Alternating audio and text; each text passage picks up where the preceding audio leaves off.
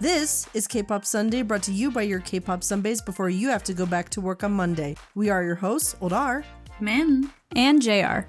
Hello, and welcome to this new episode of our podcast. Today we'll be talking about some of our favorite songs about phone calls. So let's see who's calling. JR, why don't you start us off? So I actually had another song in mind for this section, but I realized I already talked about Yeoboseyo in the Concept Changed episode back in season 1. I really like that one, actually, that episode, so check back on it if you haven't heard it yet. Anyway, I couldn't think of any other songs besides my next song off the top of my head, so I went searching for other ones that would fit the theme, and that's how I found Shim Mina's Answer the Phone. So from the research I've done on her, Shim started out as a backup dancer for the likes of Park Jin-young and Park Ji-yoon. So think like coming of age ceremony. Everybody knows JYP. He's him. From there, during the 2002 World Cup, which took place from around May to June of that year, she essentially went viral for wearing the Korean flag as a top and skirt. Something interesting is that her Namu Wiki conspires that this was actually a stunt by her company, which, if true, I think is really smart because it definitely bolstered her standing in the eye of the public. But other sources say she was scouted afterwards and signed a contract with J-Entercom Entertainment. So the timeline there is a little bit fuzzy. Anyway, in October of 2002, she debuted with her first album entitled Rendezvous and the title track Answer the Phone. The song itself is very early 2000s. It's super upbeat and very heavy on the electronic sounds and synthesizer, and overall just a joy to listen to in this day and age, I think. But the track is about a woman who is told that her boyfriend is cheating on her, so she calls him hoping he would answer and therefore dispel her fears. However, he doesn't answer her call and the two ultimately break up. Probably my favorite lyric in the whole song is "You lie like you eat and I hate you." And I think it just goes so hard. I think that the lyrics are pretty clever and fun, so it has a lot of things going for it, in my opinion. So the music video is pretty simple. It opens on Mina walking up to a payphone and making a call. The man purposely doesn't answer, though no woman is with him in this particular shot, and he walks out and a Yellow Pages book is shown. So the rest of the video is pretty standard with different cuts of her in different outfits, some shots of the man dancing in a cube. This is the boyfriend that is dancing in the cube. And other shots of the club and stuff like that. At the end of the music video, however, she does mime shooting the man in the cube, and they cut to him just falling off the cube, and I think it's really funny.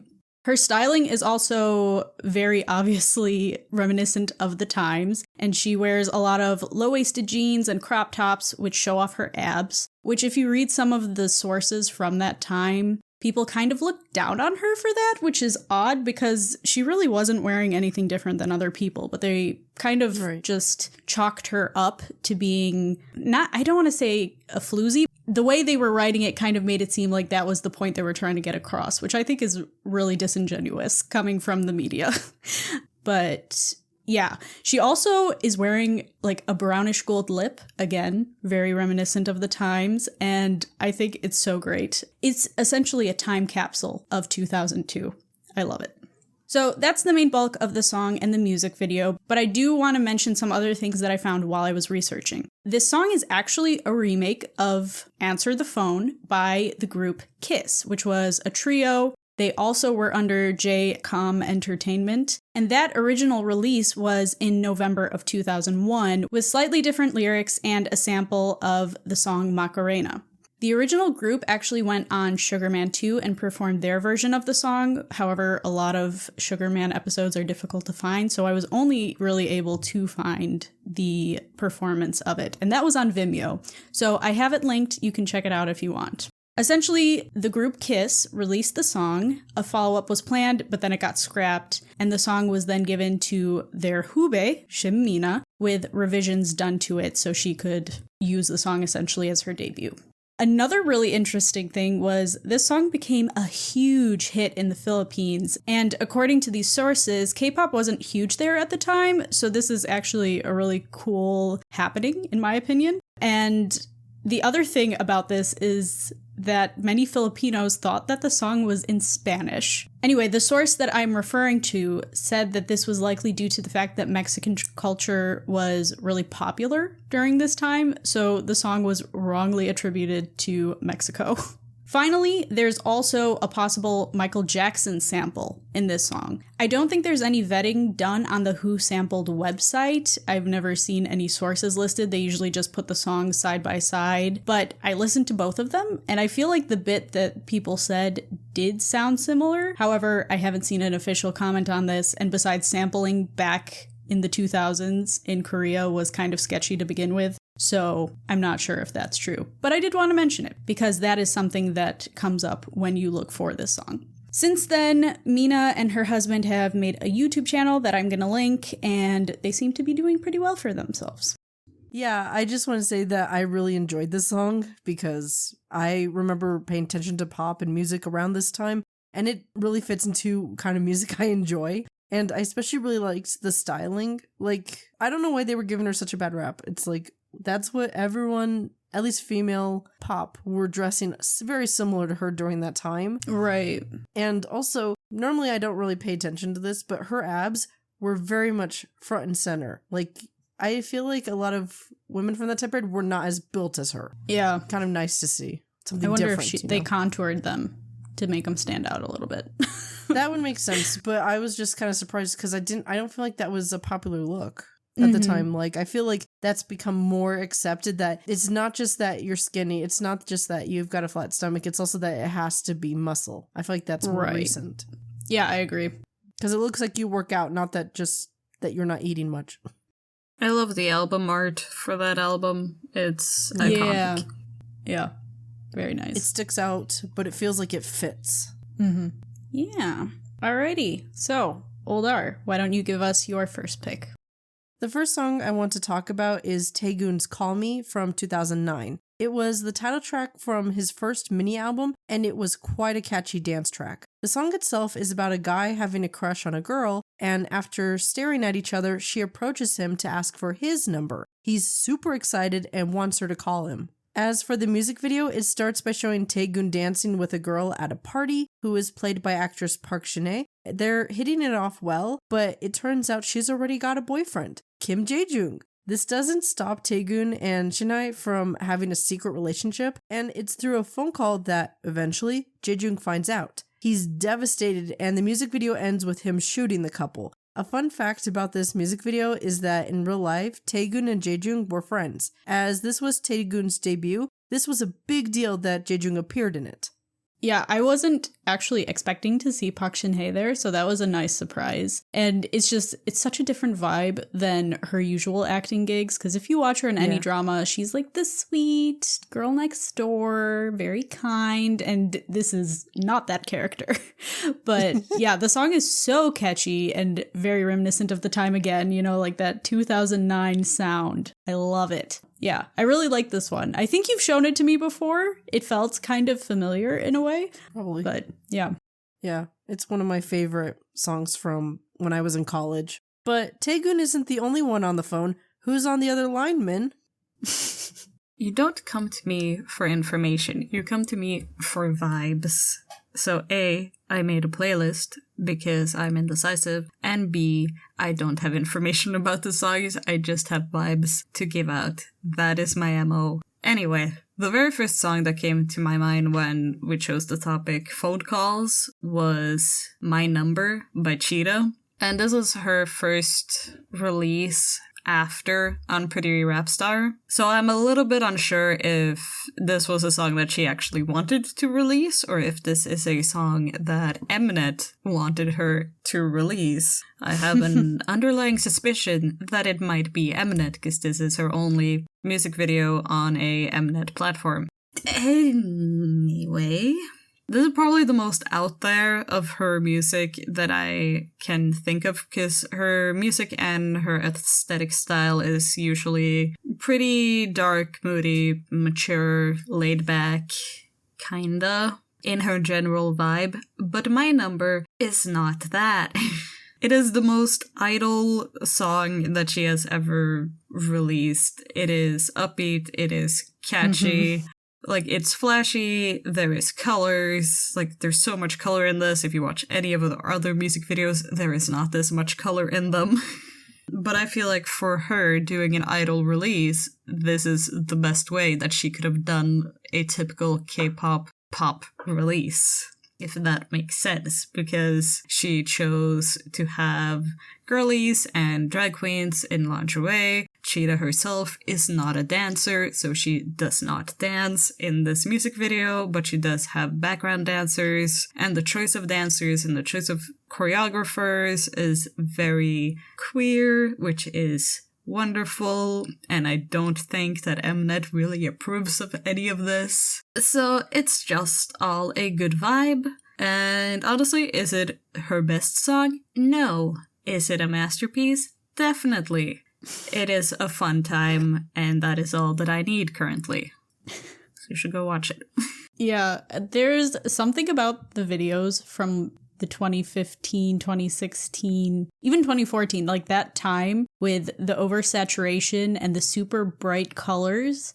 It was such a vibe, and I miss it quite a bit because I've been watching a lot of music videos recently. That's kind of like my goal for the year, watch as many releases as I can. And they just don't have the same feeling. They're like kind of dark a lot of the time and a little bit gloomy, even if the song isn't necessarily. I will say girl groups tend to not fall into this category if they have a cute song. But anyway, that's besides the point. I just think that the song will likely get stuck in your head because like the horn loop, yes, at minimum is very memorable. So that is my comment on that.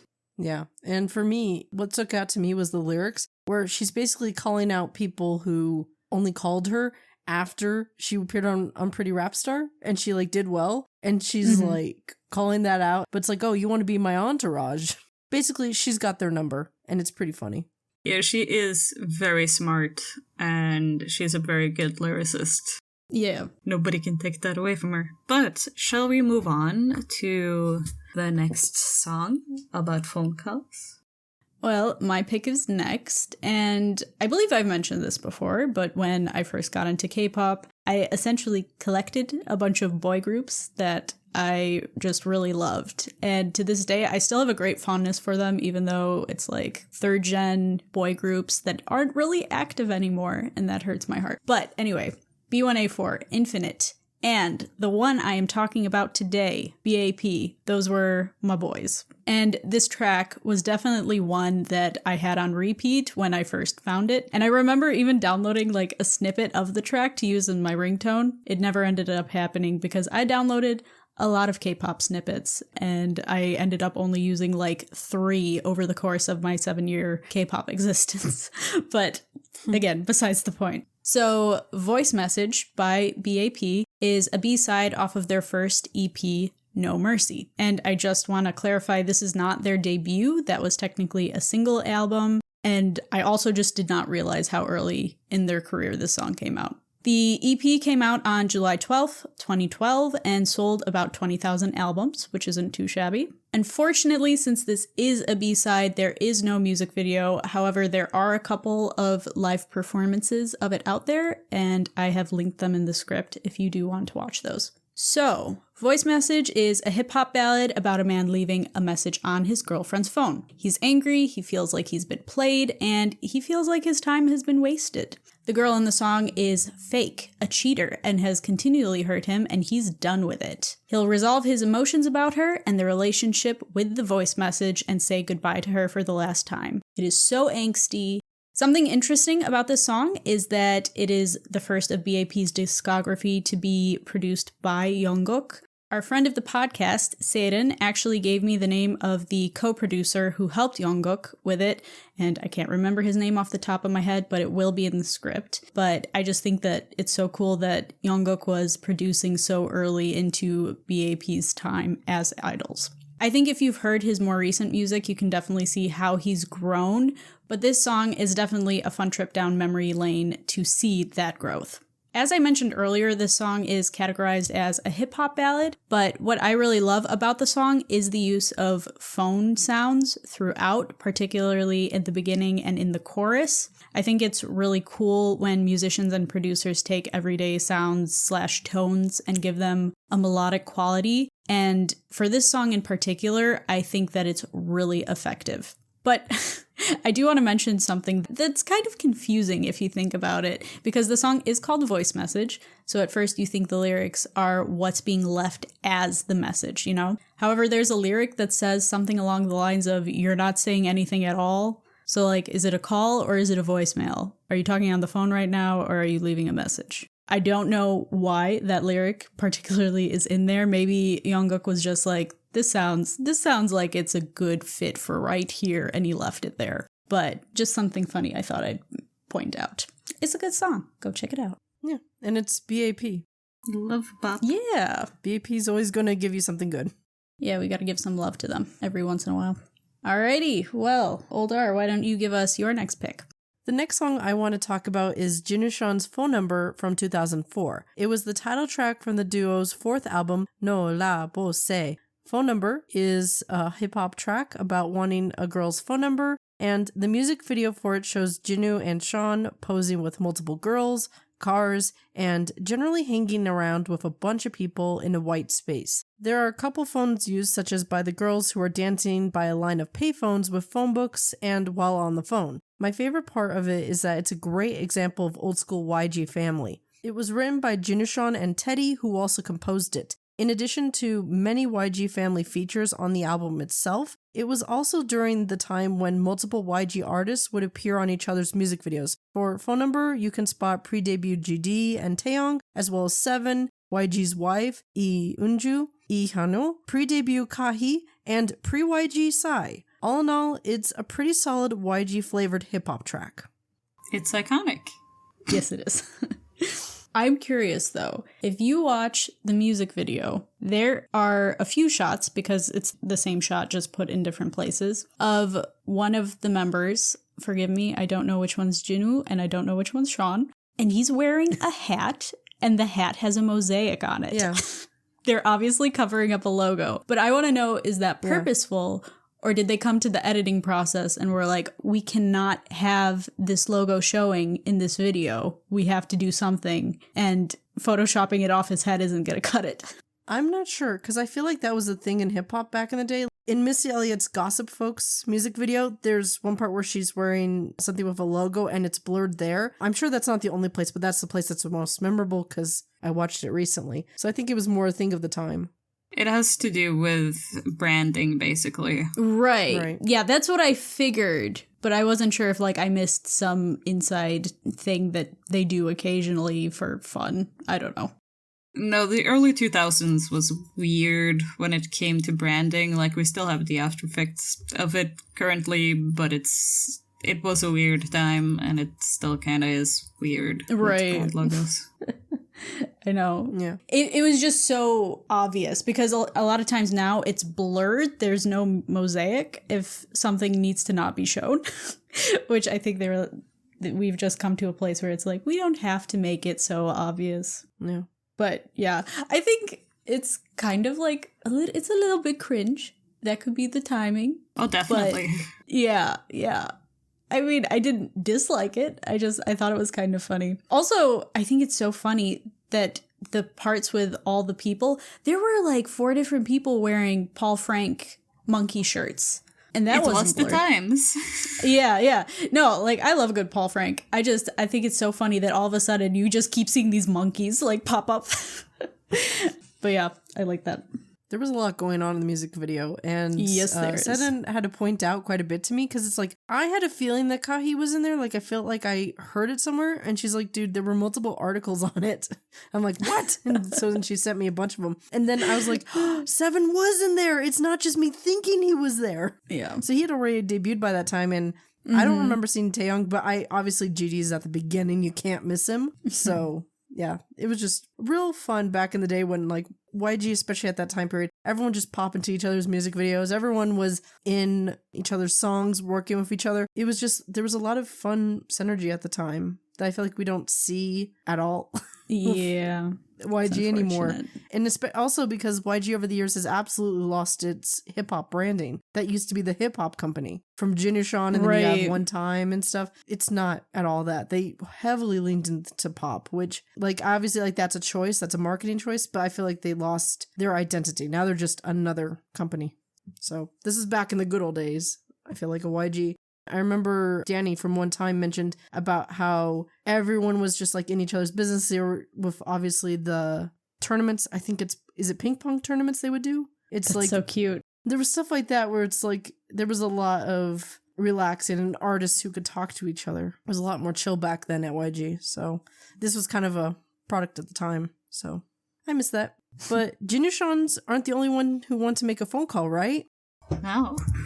So, to close out the episode, I chose the iconic, I've used iconic very much this episode, but this is probably the most iconic of them all, Phone Number by Tahiti. And yes, the year is 2023 and I'm here to choose the most Ho songs that I can. So, for the uninitiated, Tahiti was a relatively long-lived, by what we would call it, a short-lived girl group. But what a more common phrase for this would be a Nugu girl group, I guess.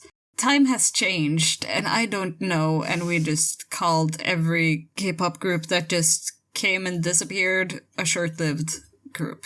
It is ingrained in me now. They did not sell well, but alas, they did make some absolute bangers.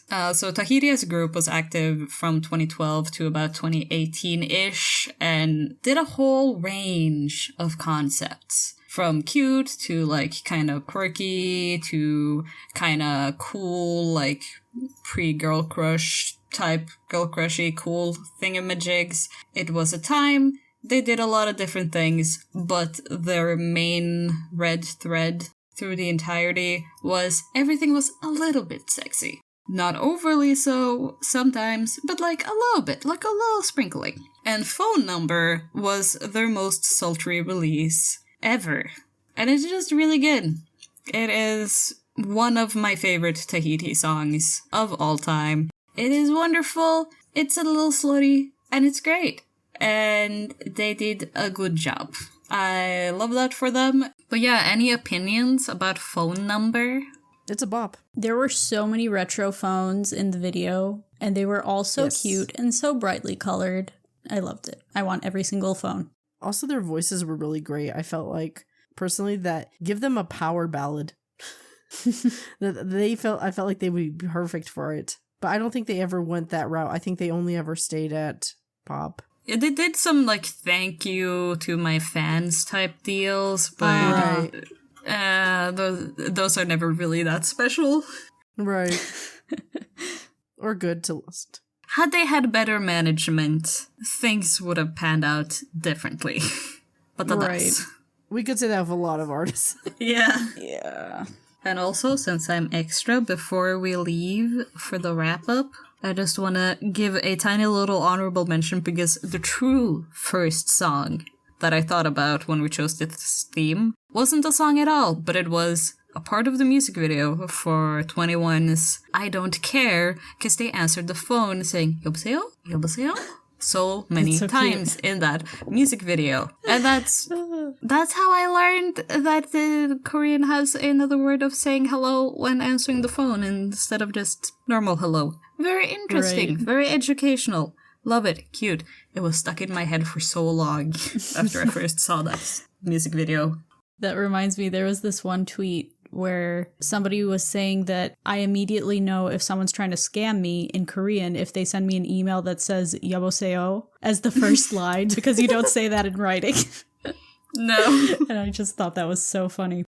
While these 6 songs are far from being the only ones about phone calls, these were the ones that we personally enjoyed and wanted to feature. Or if you're relatively new to K-pop and you're looking for some new music, hopefully you found the recommendations we've made in this episode to be useful. We've also made a playlist on Spotify called K-pop's Callin. So if you want to listen to either any of the songs mentioned in this episode, or if you want to hear more with the same theme, as there's 22 that we found as of this recording, you can go ahead and listen to that after this episode, and we will be linking it in the description of this episode. But that's it for today. JR, take it away.